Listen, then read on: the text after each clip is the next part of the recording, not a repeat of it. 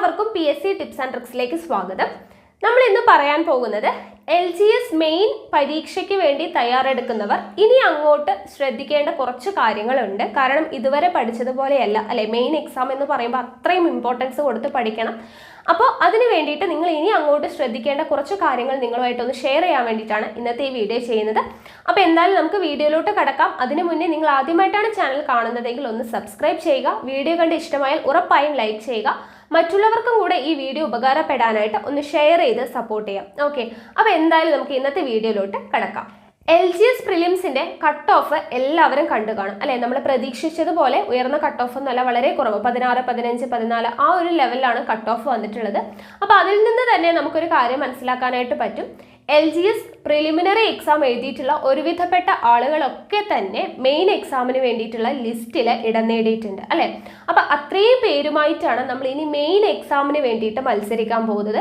അപ്പൊ മെയിൻ എക്സാമിന് അത്രത്തോളം പ്രാധാന്യം കൊടുത്ത് തന്നെ നിങ്ങൾ പഠിക്കണം. അപ്പൊ പ്രിലിമിനറി എക്സാം പോലെ അത്ര ഈസി ആവാനായിട്ട് ചാൻസ് ഇല്ല മെയിൻ എക്സാം എന്ന് പറയുന്നത്. അപ്പൊ അത്രത്തോളം ഇമ്പോർട്ടൻസ് കൊടുത്ത് പഠിക്കണം. നമ്മൾ പ്രിലിമിനറി എക്സാമിന് പഠിച്ച ആ പോർഷൻസ് ഒക്കെ തന്നെയാണ് പഠിക്കേണ്ടത് അല്ലെ. പക്ഷേ കറണ്ട് അഫയേഴ്സിന് കുറച്ചുകൂടി ഇമ്പോർട്ടൻസ് കൊടുത്ത് പഠിക്കണം. നമുക്കറിയാലോ 20 മാർക്കാണ് കറണ്ട് അഫയേഴ്സ് എന്ന് പറയുന്നത്. അപ്പോൾ കറണ്ട് അഫയേഴ്സിന് അത്രയും ഇമ്പോർട്ടൻസ് കൊടുത്ത് പഠിക്കണം എന്നൊക്കെ നമുക്കറിയാം.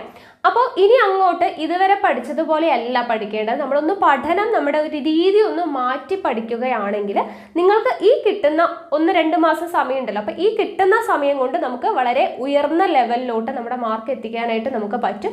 അപ്പോൾ അതിന് വേണ്ടിയിട്ട് നിങ്ങൾ ശ്രദ്ധിക്കേണ്ട കുറച്ച് കാര്യങ്ങളെന്ന് പറയുന്നത്, ഇപ്പോൾ റാങ്ക് ഫയലൊക്കെ വെച്ച് പഠിച്ചുകൊണ്ടിരിക്കുന്നവരാണെങ്കിൽ ഇനി അങ്ങോട്ടുള്ള പഠനം ആ രീതിക്ക് വേണ്ട. റാങ്ക് ഫയൽ ഇങ്ങനെ കുത്തിയിരുന്ന് പഠിക്കുന്ന ആ രീതി മാറ്റിയിട്ട് നിങ്ങൾ ഏകദേശമൊക്കെ പഠിച്ചെത്തിയിട്ടുണ്ടാകും. അപ്പോൾ ഇനി നമ്മുടെ LGS പ്രിലിംസിൻ്റെ എക്സാം ഒക്കെ നോക്കുകയാണെങ്കിലും +2 പ്രിലിംസിൻ്റെ എക്സാം ഒക്കെ നോക്കുകയാണെങ്കിൽ നിങ്ങൾക്ക് അറിയാൻ പറ്റും SCERT പാഠപുസ്തകത്തിൽ നിന്ന് തന്നെയാണ് കൂടുതൽ ചോദ്യങ്ങൾ വന്നിട്ടുള്ളത് അല്ലേ. അപ്പോൾ SCERT പാഠപുസ്തകങ്ങൾക്ക് ഇമ്പോർട്ടൻസ് കൊടുത്തിട്ട് നിങ്ങൾ ഇനി പഠിക്കാനായിട്ട് ശ്രമിക്കുക. ഓക്കെ, അതായത് ഇപ്പോൾ LGS മെയിൻ എക്സാമിൻ്റെ കാര്യമാണ് നമ്മൾ പറയുന്നത്. LGS മെയിൻ എക്സാം എഴുതാൻ പോകുന്നവർ ഇമ്പോർട്ടൻ്റ് ആയിട്ടും പഠിച്ചിരിക്കേണ്ടത് 5 മുതൽ 7 വരെയുള്ള SCERT പാഠപുസ്തകങ്ങൾ. ഓക്കെ, സയൻസ്, സോഷ്യൽ, കണക്ക് അങ്ങനെ എല്ലാത്തിൻ്റെയും SCERT പാഠപുസ്തകങ്ങളായിരിക്കണം നിങ്ങൾ ഇനി ഇമ്പോർട്ടൻസ് കൊടുത്ത് പഠിക്കേണ്ടത്. ഓക്കെ, 5 മുതൽ 7 വരെയുള്ളത് എന്തായാലും പഠിച്ചിരിക്കണം. പിന്നീട് നിങ്ങൾക്ക് പറ്റുമെങ്കിൽ 8ഉം 9ഉം 10ഉം കൂടെ പഠിച്ചിരിക്കുക, അത്രയും നല്ലത് തന്നെയാണ്. 5 മുതൽ 7 വരെയുള്ളത് ആദ്യം കംപ്ലീറ്റ് ആയിട്ട് പഠിച്ചെടുക്കാനായിട്ട് ശ്രമിക്കുക. ഓക്കെ, അപ്പോൾ SCERT പാഠപുസ്തകങ്ങൾ വായിക്കുന്നത് തന്നെയായിരിക്കും ഏറ്റവും നല്ല ഓപ്ഷൻ എന്ന് പറയുന്നത്. ഇനി അതല്ലെങ്കിൽ SCERT ഫാക്ട്സ് അടങ്ങുന്ന ബുക്സ് ഒക്കെ നിങ്ങൾക്ക് വാങ്ങിക്കാനായിട്ട് കിട്ടും. അങ്ങനെ കിട്ടുകയാണെങ്കിൽ അത് വാങ്ങിച്ചിട്ട് അതിലുള്ള ഫാക്റ്റുകൾ പഠിച്ചാലും മതി. ഇല്ലെങ്കിൽ നമുക്ക് SCERT പാഠപുസ്തകത്തിന് PDF ഒക്കെ ഡൗൺലോഡ് ചെയ്യാനായിട്ട് പറ്റും. അത് എടുത്തു വെച്ച് വായിച്ച് പഠിച്ചാലും മതി. ഓക്കെ, അപ്പോൾ അങ്ങനെ SCERT ബേസ് ചെയ്തുകൊണ്ട് പഠിക്കാനായിട്ട് ശ്രമിക്കുക. അത്രയും ഇമ്പോർട്ടൻസ് കൊടുത്തിട്ട് SCERT പഠിക്കുക. അതുപോലെ തന്നെ അടുത്തൊരു കാര്യം പറയാനുള്ളത്, പ്രീവിയസ് ഇയർ ക്വസ്റ്റ്യൻ പേപ്പർ ധാരാളമായിട്ട് വർക്കൗട്ട് ചെയ്യുക. ഓക്കെ, കാരണം നമ്മുടെ PSCയുടെ ഒരു ട്രെൻഡ് അനുസരിച്ചിട്ട് മുൻവർഷങ്ങളിൽ ചോദിച്ചിട്ടുള്ള ക്വസ്റ്റ്യൻസ് തന്നെ റിപ്പീറ്റ് ചെയ്ത് ചോദിച്ചത് നമുക്ക് കാണാൻ പറ്റും. മുൻവർഷ ചോദ്യ പേപ്പറിലൂടെ പഠിച്ചു പോയവർക്ക് അറിയാനായിട്ട് പറ്റും.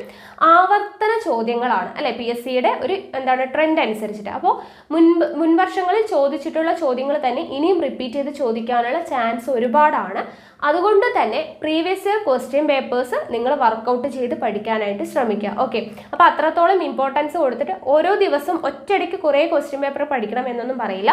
ഓരോ ദിവസവും നിങ്ങളെ കൊണ്ട് പറ്റുന്ന അത്രയും ക്വസ്റ്റ്യൻ പേപ്പേഴ്സ് വർക്കൗട്ട് ചെയ്തിട്ട് അതിൻ്റെ ആൻസർ പഠിക്കുക. 4 ഓപ്ഷൻ ഉണ്ടെങ്കിൽ അതുമായിട്ട് റിലേറ്റ് ചെയ്തിട്ടുള്ള കാര്യങ്ങളൊക്കെ അതിൻ്റെ ബുക്സ് വാങ്ങിക്കാനായിട്ട് കിട്ടും, അങ്ങനെ പഠിക്കാം. ഓക്കെ, അപ്പോൾ ആ ഒരു രീതിക്ക് നിങ്ങളുടെ പഠനം കൊണ്ടുപോകുക. SCERT പാഠപുസ്തകം ഇമ്പോർട്ടൻസ് കൊടുത്ത് പഠിക്കുക. അതുപോലെ തന്നെ പ്രീവിയസ് ഇയർ ക്വസ്റ്റ്യൻ പേപ്പേഴ്സിന് ഇമ്പോർട്ടൻസ് കൊടുത്തിട്ട് അത് വർക്കൗട്ട് ചെയ്തിട്ട് പഠിക്കാനായിട്ട് ശ്രമിക്കുക. ഓക്കെ, അപ്പോൾ ഒത്തിരി previous year question papers work out ചെയ്ത് പഠിച്ചു കഴിഞ്ഞാൽ നിങ്ങൾക്ക് ഉറപ്പായിട്ടും നല്ലൊരു ലെവലിലോട്ട് നിങ്ങളുടെ മാർക്ക് എത്തിക്കാനായിട്ട് പറ്റും എന്നുള്ളത് ഉറപ്പായിട്ടുള്ളൊരു കാര്യമാണ്. ഓക്കെ, പിന്നെ നമ്മൾ പറഞ്ഞത് കറണ്ട് അഫയേഴ്സ് ആണ്. കറണ്ട് അഫയേഴ്സിന് എത്രത്തോളം ഇമ്പോർട്ടൻസ് ഉണ്ട് എന്നുള്ളത് ഞാൻ പറയാതെ തന്നെ നിങ്ങൾക്ക് അറിയുന്ന കാര്യമാണ്. അപ്പോൾ കറണ്ട് അഫയേഴ്സ് നിങ്ങൾ മാക്സിമം കിട്ടുന്ന അത്രയും നിങ്ങൾ കറണ്ട് അഫയേഴ്സിൻ്റെ ബുക്സ് വായിച്ചിട്ടുണ്ടെങ്കിൽ അത് ഉപയോഗിച്ച് വായിക്കുക. അല്ലെങ്കിൽ കറണ്ട് അഫയേഴ്സിൻ്റെ മോക്ക് ടെസ്റ്റ് ചെയ്യുക. തൊഴിൽ വാർത്തയിൽ നിന്ന് കിട്ടുന്ന എവിടെ നിന്ന് കറണ്ട് അഫയേഴ്സ് കിട്ടിയാലും അതെല്ലാം വായിച്ച് പഠിക്കാനായിട്ട് ശ്രമിക്കുക. കാരണം ബാക്കിയുള്ളതൊക്കെ നമുക്ക് സിലബസ് നമുക്ക് കയ്യിൽ തന്നിട്ടുണ്ട്. അത് വെച്ച് എല്ലാവരും റാങ്ക് ഫയൽ വായിച്ചിട്ടോ ഒക്കെ നമുക്ക് SCERT ആണെങ്കിൽ ആ ബുക്ക് വായിച്ചിട്ടോ ഒക്കെ എല്ലാവരും പഠിക്കുന്ന കാര്യങ്ങളാണ്. പക്ഷെ കറണ്ട് അഫയേഴ്സ് എവിടെ നിന്ന് എന്ത് ചോദിക്കുന്നുള്ളത് ആർക്കും അറിയില്ല അല്ലേ. അപ്പോൾ അത് എവിടെ നിന്ന് വേണമെങ്കിലും ചോദിക്കാം. കാരണം 20 മാർക്ക് മാർക്കുമാണ്. അപ്പോൾ നമുക്ക് എവിടെ നിന്നൊക്കെ കറണ്ട് അഫയേഴ്സ് നിങ്ങൾക്ക് മാക്സിമം കിട്ടുന്നോ അത്രയും കറണ്ട് അഫയേഴ്സ് നിങ്ങൾ വായിച്ചു പോകുന്നത് നല്ലത് തന്നെയാണ്. ഓക്കെ ആണല്ലോ. അപ്പോൾ കറണ്ട് അഫയേഴ്സിന് അത്രത്തോളം പ്രാധാന്യം കൊടുത്തിട്ട് പഠിക്കാനായിട്ട് ശ്രമിക്കാം. ഓക്കെ, അപ്പോൾ ഇത്രയൊക്കെയാണ് ശ്രദ്ധിക്കാനുള്ളത്. അപ്പോൾ ഈ പറഞ്ഞ രീതിയിൽ ഒന്ന് പഠിച്ചു പോവുക. SCRT പാഠപുസ്തകങ്ങൾ റാങ്ക് ഫയലൊക്കെ നിങ്ങൾ ഏകദേശം ഇപ്പോൾ എക്സാം നടക്കും, സെപ്റ്റംബറിൽ നടക്കും എന്നുള്ളൊരു രീതിക്ക് നിങ്ങൾ പഠിച്ചിട്ടുണ്ടാവുമല്ലോ. അപ്പോൾ അതല്ല, ഡേറ്റ് മാറ്റി എന്ന് പറഞ്ഞാൽ നിങ്ങൾ ആ പഠനം പഠിച്ചതൊക്കെ തന്നെ ഉണ്ടാവും. നിങ്ങൾ റാങ്ക് ഫയലൊക്കെ ഏകദേശമൊക്കെ കംപ്ലീറ്റ് ആക്കിയിട്ടുണ്ടാവും.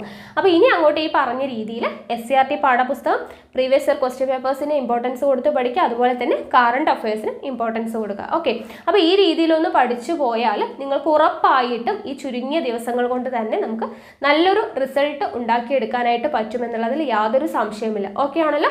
അപ്പോൾ ഈ കാര്യങ്ങളൊക്കെ ഒന്ന് ശ്രദ്ധിക്കുക. അപ്പോൾ എക്സാം എഴുതാൻ പോകുന്ന എല്ലാവർക്കും ഓൾ ദ ബെസ്റ്റ് പറയാണ്. നല്ല രീതിയിൽ തന്നെ പഠിച്ച് മുന്നേറുക. ഓക്കെ, അപ്പോൾ ഇത്രയും പറയാൻ വേണ്ടിയിട്ടാണ് ഈ ചെറിയൊരു വീഡിയോ ചെയ്യുന്നത്. അപ്പോൾ നിങ്ങൾക്ക് എൻ്റെ വീഡിയോസൊക്കെ ഇഷ്ടമാവുന്നുണ്ടെങ്കിൽ വീഡിയോ ലൈക്ക് ചെയ്യുക, ഷെയർ ചെയ്യുക. നിങ്ങളുടെ സജഷൻസ് എന്തെങ്കിലും ഉണ്ടെങ്കിൽ കമൻറ്റ് ബോക്സിൽ രേഖപ്പെടുത്തുക.